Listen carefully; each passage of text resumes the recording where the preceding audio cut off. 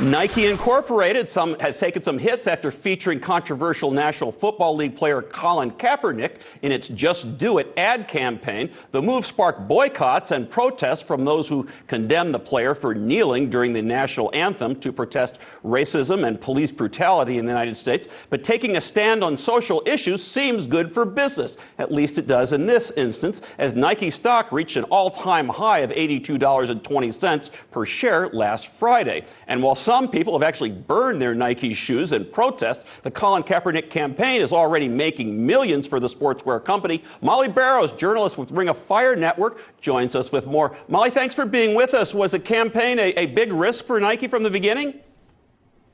Well, you might have thought so based on some of the social media videos that you saw with folks burning their Nike shoes or tearing their socks with the Nike symbol on it. But this company has a long history of associating itself with social issues and coming out on top when it comes to advertising. In fact, Apex Marketing said that they've made about, $43 million in media exposure in the first 24 hours alone of releasing this ad.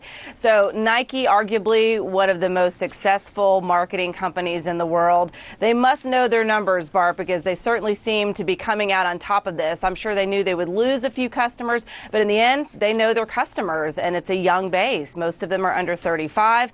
They're come from a variety of racial backgrounds. Certainly an issue like the one that Kaepernick is taking a stand on, they're going to relate to, and millennials in general want to support companies that support causes that they also support. So all in all, this could be a win for Nike, and it looks like it has been so far. And are they putting some big bucks into this? I mean, how much are they investing in this campaign?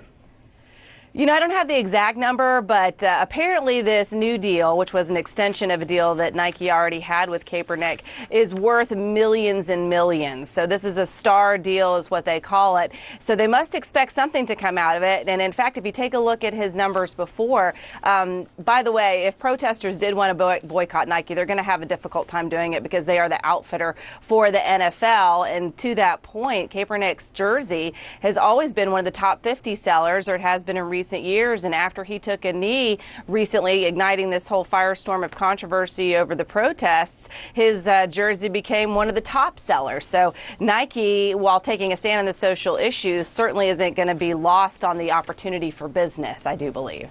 Yeah, and when you look at, this time of year, back to school time, in the U.S., you often see these sports brands like Nike that outfit so many schools. You can see their stocks taking a bump. They call that almanac analytics that the traders look at. Let me ask you this, Molly. Brands have traditionally avoided, taking these sort of really controversial stands on social issues. We saw Dick's with guns, et cetera, and Walmart. Right. But this is this a sign that maybe more businesses will sort of joining in on these social issues?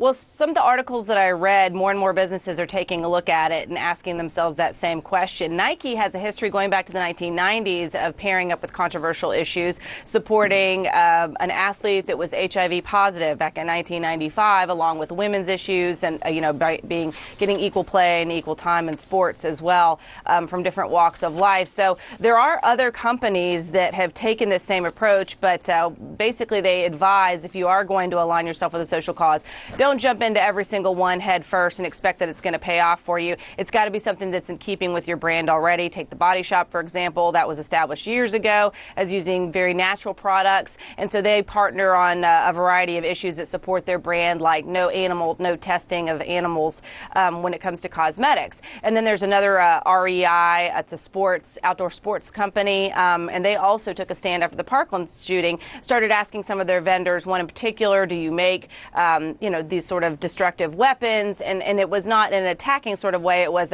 we want to vet our vendors and have all that information out there so that our customers can make choices when it comes to the products that they buy. So it just depends on if basically these companies find something that works with the brand that they have already and can do it in a way that that rings true with their customers.